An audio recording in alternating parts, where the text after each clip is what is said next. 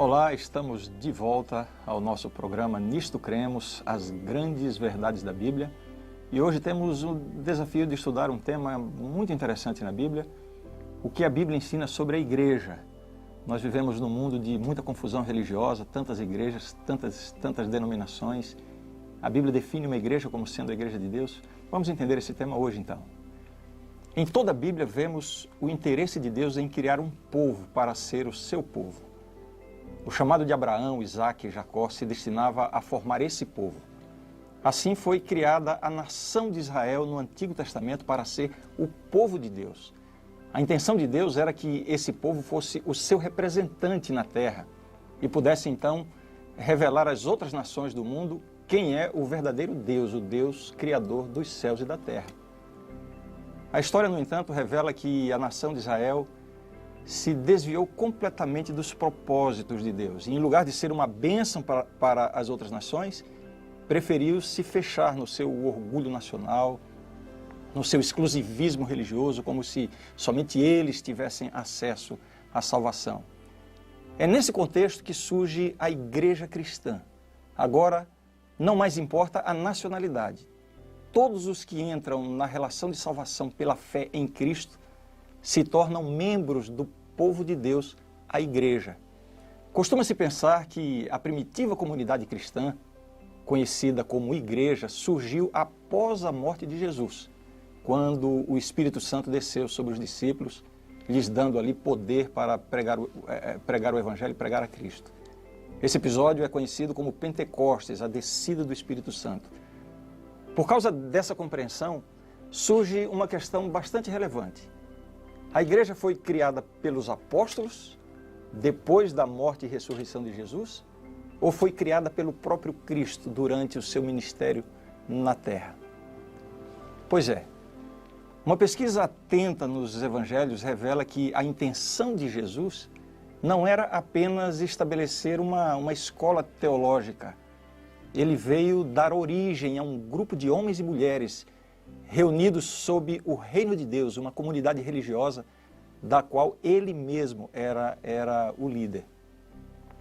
Desde o princípio, Cristo começou a reunir junto de si uma diversidade de discípulos. Havia por vezes grande número deles, embora não passassem muitas vezes de uma massa desorganizada de seguidores. Dentre eles, Jesus selecionou 12, aos quais chamou de apóstolos. Esses deveriam estar mais tempo com Cristo e depois seriam enviados a pregar a mensagem de Cristo. Cristo também deu aos seus discípulos memoráveis ensinos sobre o tipo de vida que deviam viver, ilustrada, por exemplo, no Sermão da Montanha. Os que se uniam a ele deviam estar dispostos a fazer sacrifícios como o seu mestre, estar dispostos a carregar cada um a sua cruz, nas palavras de Cristo, e a desenvolver valores inteiramente novos. Ele lhes ensina, por exemplo, que ganhar o mundo não tem valor nenhum comparado a perder a vida por amor a Jesus. Os evangelhos nos mostram que aqueles a quem Jesus chamou foram enviados numa missão. Primeiro ele enviou os 12, depois ele enviou 70. Essa missão não ocorre por acaso, era parte de um propósito deliberado do próprio Senhor.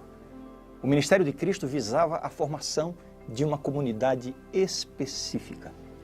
É isso que nós temos que entender no estudo de hoje. Vamos entender que comunidade é esta e qual o significado dessa comunidade. Então me acompanhe agora em alguns textos que nós vamos ler aqui na tela.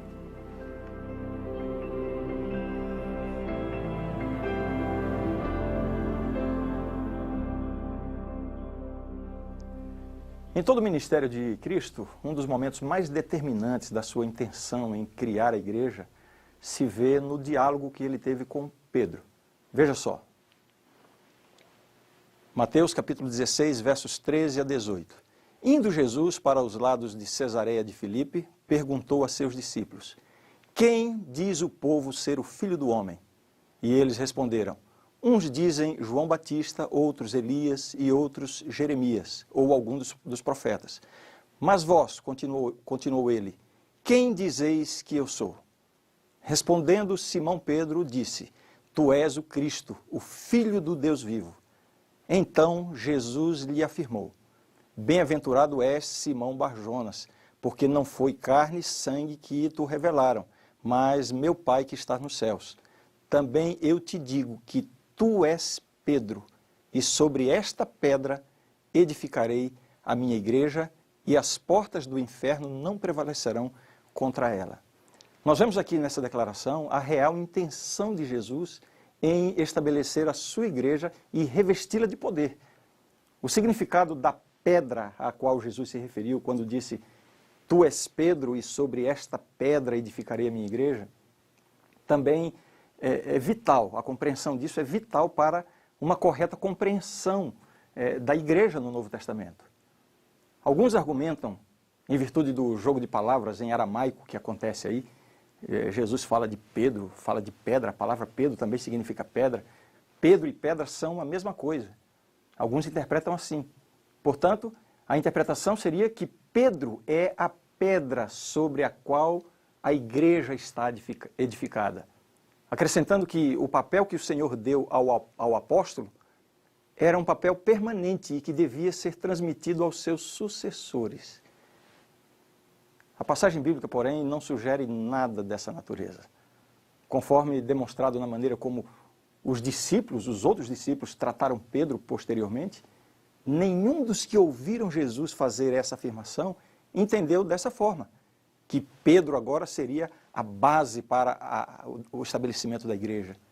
Para eles, os outros discípulos, Cristo era o fundamento da família de Deus. E vemos isso em diversos textos da Bíblia. Vejamos alguns deles. Porque ninguém pode lançar outro fundamento além do que foi posto, o qual é Jesus Cristo. Jesus é o fundamento. Outra passagem, em Efésios capítulo 2, versos 20 a 22. Edificado sobre o fundamento dos apóstolos e profetas, sendo ele mesmo, Cristo Jesus, a pedra angular, na qual todo o edifício bem ajustado cresce para santuário dedicado ao Senhor, no qual também vós juntamente estáis sendo edificados para a habitação de Deus no Espírito. De acordo com o texto, quem é a pedra sobre a qual foi construída a igreja? Jesus, Cristo Jesus, a pedra angular. Temos ainda esse outro texto. Chegando-vos para ele a pedra que vive, rejeitada sim pelos homens, mas para com Deus eleita e preciosa. Também vós mesmos, como pedras que vivem, sois edificados casa espiritual para ser de sacerdócio santo, a fim de oferecer de sacrifícios espirituais agradáveis a Deus, por intermédio de Jesus Cristo. Pois isso está na Escritura, eis que ponho em Sião uma pedra angular, eleita e preciosa, e quem nela crer não será de modo algum envergonhado. Para vós outros, portanto, os que credes, é a preciosidade, mas para os descrentes, a pedra que os construtores rejeitaram, essa veio a ser a principal pedra angular, e pedra de tropeço e rocha de ofensa. São estes os que tropeçam na palavra, sendo desobedientes para o que também foram postos. Então nós vemos aqui inúmeras referências, revelando a Jesus como sendo a pedra sobre a qual a igreja foi construída. Qual o significado de igreja no Novo Testamento? Vejamos aqui algumas das palavras que são traduzidas para igreja na Bíblia. Novo Testamento é o grego eklésia, que significa ek para fora, eklésia chamar, ou seja, chamar para fora. A palavra igreja tem esse sentido no idioma original. No Antigo Testamento, carral, reunião, ajuntamento, assembleia, os chamados para fora. Com o passar do tempo, essas palavras entraram para a história cristã com influências tanto gregas quanto judaicas. Na terminologia cristã, a palavra eclésia designava a congregação ou comunidade dos chamados por Deus para sair do mundo e ser o seu povo. Constituíam a sociedade dos que haviam sido libertados, embora conscientes de que sua liberdade emanava da sua obediência ao Senhor. O Novo Testamento se refere à igreja basicamente de duas maneiras. Na maior parte das referências, refere-se a uma comunidade de cristãos de determinada localidade específica. É por isso que as cartas de Paulo são, por exemplo, são endereçadas à igreja de Deus que está em Corinto, ou a igreja dos Tessalonicenses. Da mesma forma, o termo é empregado com referência a Jerusalém, a Cencreia. Outro uso do termo igreja na Bíblia é quando se aplica a um pequeno grupo de cristãos que se reúnem em uma casa de adoração. Vejam, 1 Coríntios 16, 19 diz assim: as igrejas da Ásia vos saúdam, no Senhor muito vos saúdam Áquila e Priscila, e bem assim a igreja que está na casa deles. Saudai os irmãos de Laodiceia e Ninfa e a igreja que ela hospeda em sua casa. Então você vê que igreja também tem esse sentido no Novo Testamento. Um grupo de pessoas reunidas numa casa para então adorar a Deus e, enfim, desenvolver as atividades da igreja. Num sentido mais amplo, a palavra igreja é utilizada para indicar uma área geográfica mais extensa ou para designar aquilo que a gente chama de a igreja universal, isto é, a totalidade da igreja. Veja só alguns exemplos na Bíblia. Gálatas 1, 2. E todos os irmãos, meus companheiros, às igrejas da Galácia. Então, a palavra igreja no plural se referindo à totalidade dos membros da igreja em uma área geográfica mais ampla, né? E não era conhecido de vista das igrejas da Judéia que estavam em Cristo, Gálatas 1, 22. Um outro texto diz assim: também, irmãos, vos fazemos conhecer a graça de Deus concedida às igrejas da Macedônia, 2 Coríntios 8, verso 1. Encontramos também a palavra igreja empregada num sentido universal. Isso acontece também no Novo Testamento. Veja o que diz Efésios 1, 22. E pôs todas as coisas debaixo dos pés, e para ser o cabeça sobre todas as coisas, o deu à igreja. Igreja aqui não está se referindo a uma pequena comunidade reunida numa casa, nem tampouco a uma área geográfica um pouco mais ampla, e sim a totalidade da igreja em todos os lugares. Então, você entendeu bem? O conceito de igreja no Novo Testamento tem essas duas dimensões, uma congregação local e a igreja mundial, a igreja universal, como a soma de todos os crentes fiéis ao Senhor. Vamos agora passar para outro aspecto importante no estudo do significado de igreja no Novo Testamento. São os conceitos de igreja visível e igreja invisível. Bom, vamos começar evitando os equívocos do extremismo, tanto na concepção da igreja visível quanto da igreja invisível. O extremismo na concepção da igreja visível é o seguinte: são aqueles que pensam que a única igreja de Cristo, a verdadeira igreja, é visível, ou seja, é uma comunidade de pessoas que se reúnem, conservam uma identidade dogmática e estão dentro de uma estrutura organizacional visível. Essa estrutura é uma continuação da igreja primitiva do primeiro século e que, no decorrer do tempo, conservou a sucessão apostólica até hoje. Ou seja, o líder máximo da igreja na atualidade seria sucessor direto dos apóstolos. Essa interpretação afirma que fora dessa igreja visível não há verdadeira igreja. Existe também o extremismo oposto. E aqui estão aqueles que enfatizam a prioridade de um relacionamento direto da pessoa com Deus por meio de Cristo. É isso que faz um cristão. Segundo essa forma de ver, a igreja nada mais é do que a soma total dessas pessoas nascidas de novo no Espírito. Reunidos ou não em um grupo visível, eles compõem a igreja. Eles dizem que a organização visível tem importância relativa, sobretudo porque ser membro dela não é nenhuma garantia de salvação. Em alguns casos, há uma verdadeira aversão a tudo que pareça uma estrutura formal. A ênfase aqui recai sobre a qualidade de vida cristã individual. Bem, é preciso admitir que essa forma de interpretar, essa forma extrema de se desqualificar a igreja visível, parece ser muito apropriada diante dos escândalos vistos em tantas denominações cristãs em nossa sociedade. Muitas pessoas, ao verem a comercialização da fé num cristianismo mercantilizado, tem como primeira reação a aversão a toda forma de religião organizada ou institucionalizada.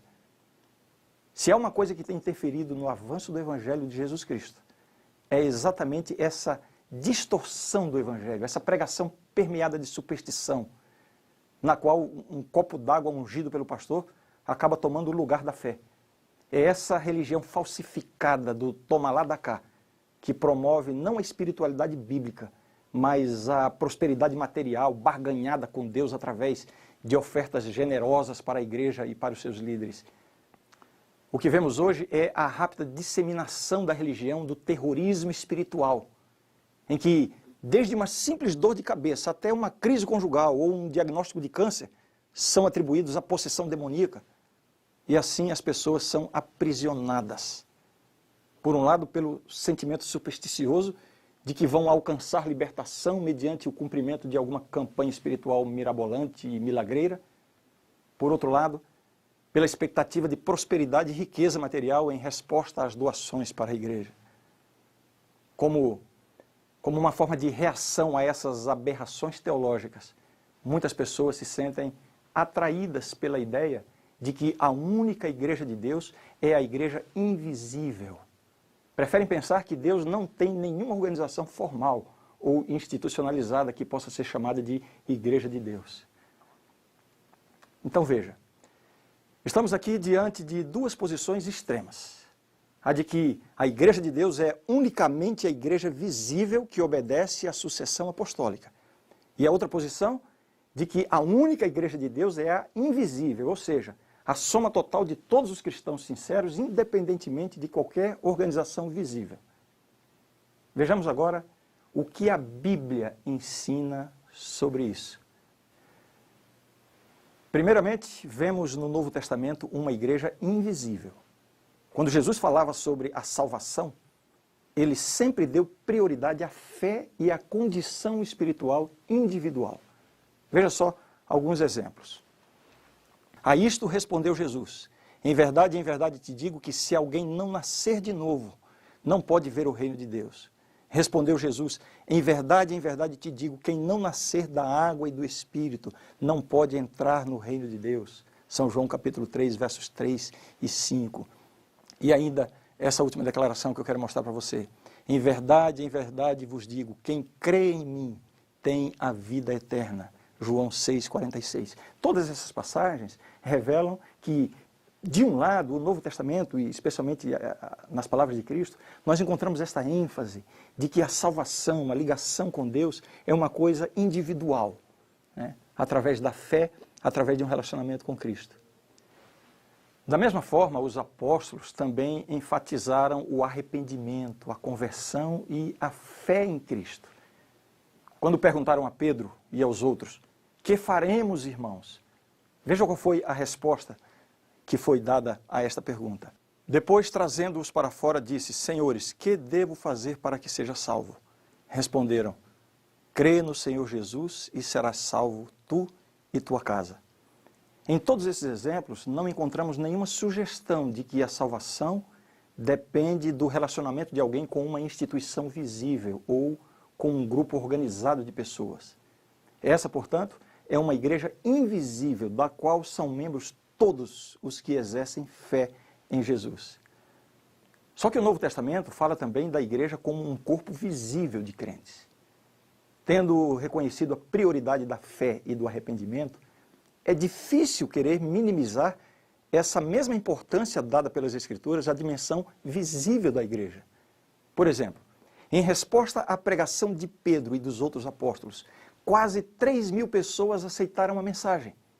E veja o que diz o texto sobre esse evento. Então, os que lhe aceitaram a palavra foram batizados, havendo um acréscimo naquele dia de quase 3.000 pessoas, e perseveravam na doutrina dos apóstolos e na comunhão, no partir do pão e nas orações. Em cada alma havia temor, e muitos prodígios e sinais eram feitos por intermédio dos apóstolos. Todos os que creram estavam juntos e tinham tudo em comum. Você percebe? Nota-se aqui claramente a formação de uma comunidade que se reunia, que compartilhava experiências e que formava, assim, uma igreja visível. Assim, a igreja visível são comunidades reais, formadas de pessoas que se reúnem para adoração em comunidade e para o serviço aos de fora. Veja essas expressões bíblicas aqui. Contudo, se alguém quer ser contencioso, saiba que nós não temos tal costume nem as igrejas de Deus. 1 Coríntios 11:16. Claro que está se referindo a comunidades visíveis. Tanto é assim, irmãos, que vos tornastes imitadores das igrejas de Deus existentes na Judéia, em Cristo Jesus. Veja que também se refere a comunidades visíveis, né? 1 Tessalonicenses 2,14. Esse último texto aqui, a tal ponto que nós mesmos nos gloriamos de vós, nas igrejas de Deus, à vista da vossa constância e fé em todas as vossas perseguições e nas tribulações que suportais. 2 Tessalonicenses 1, verso 4. Então, esses textos nos mostram claramente que existem essas duas dimensões da igreja.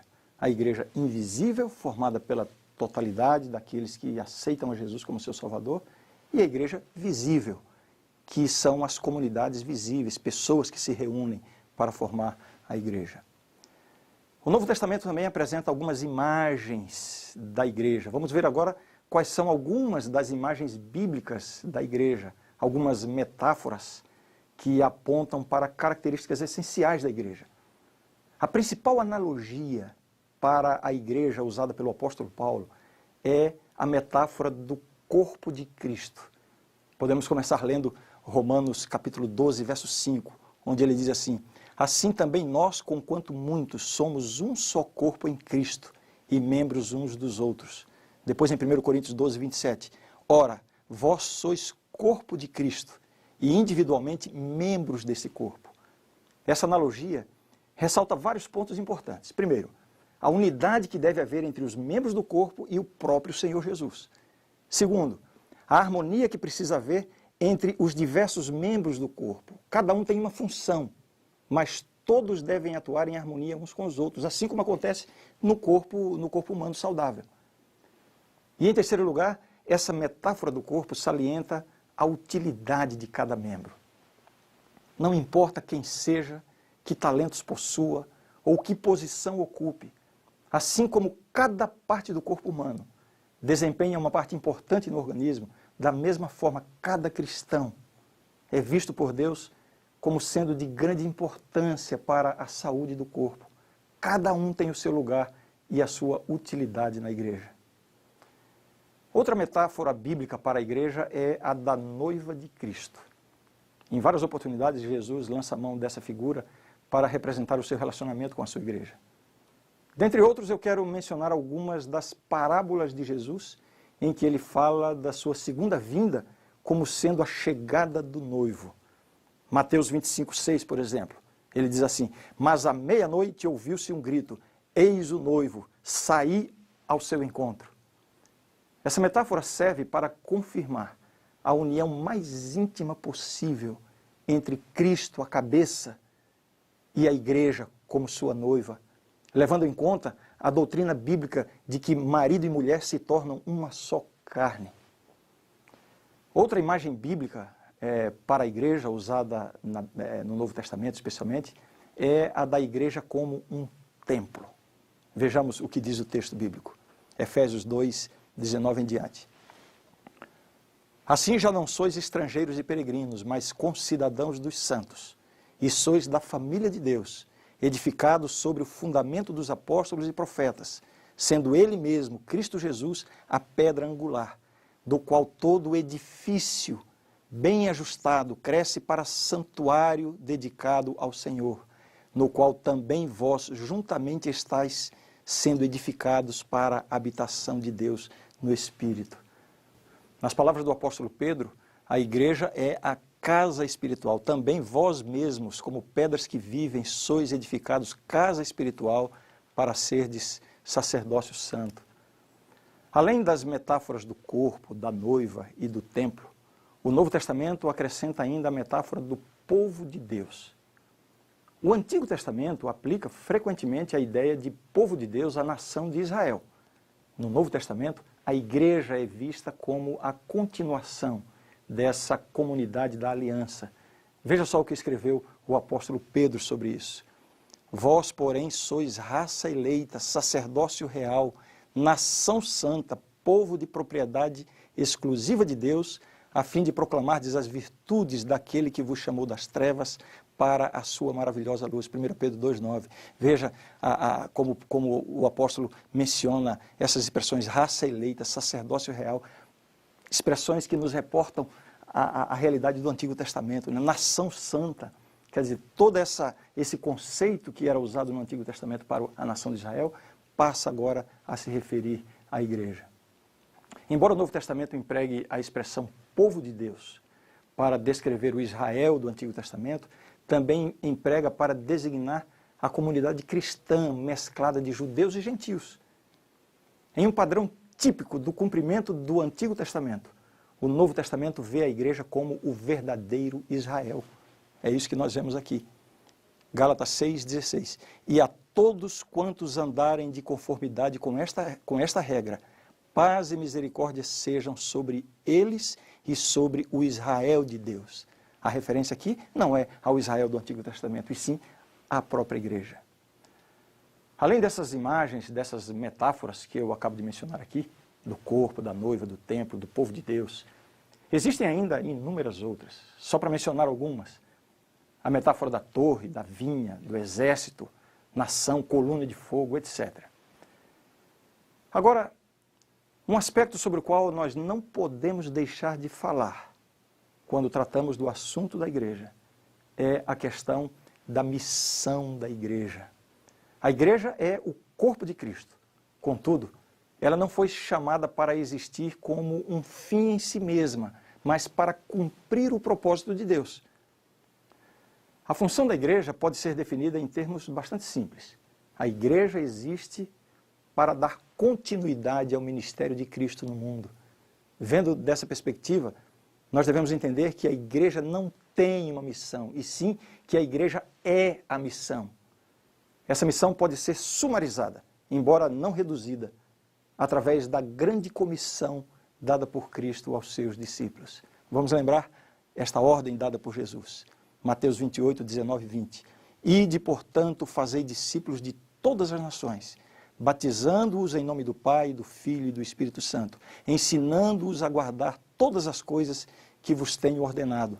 E eis que estou convosco todos os dias até a consumação dos séculos.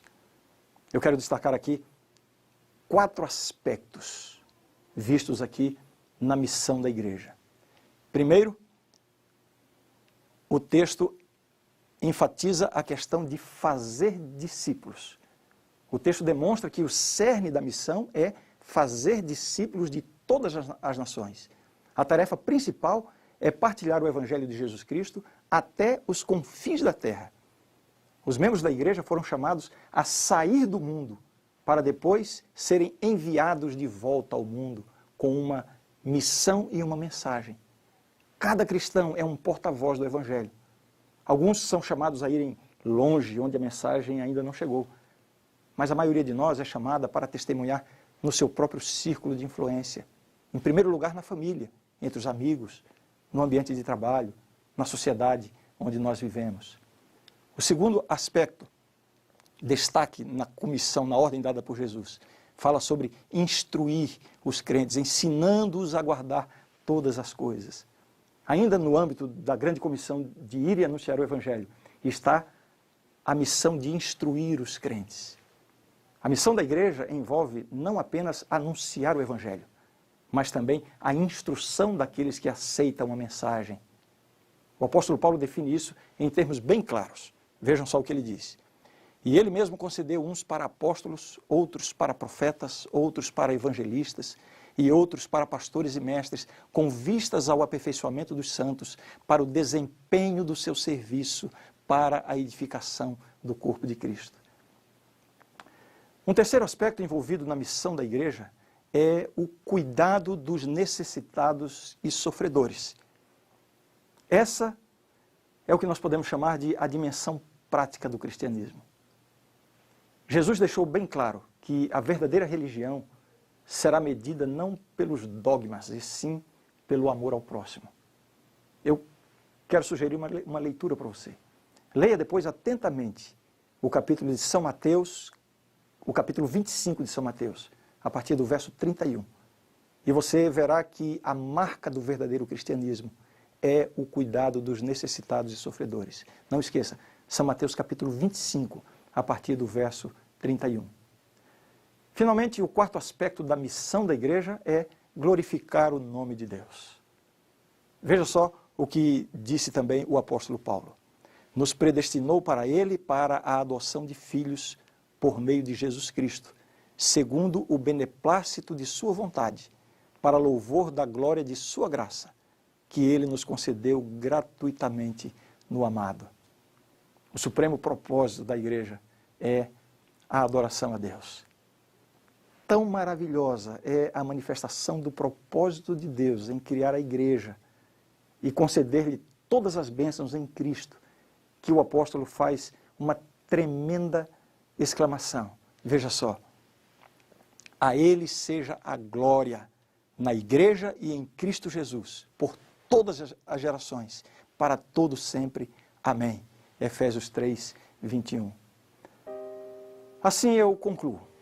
Deus tem a sua igreja, criada e chamada por ele para dar continuidade ao ministério de Cristo. Essa igreja tem uma dimensão invisível, ou seja, é a totalidade de todos os crentes sinceros, independentemente de uma organização visível. Mas Deus tem também uma igreja visível, um povo peculiar, chamado Corpo de Cristo.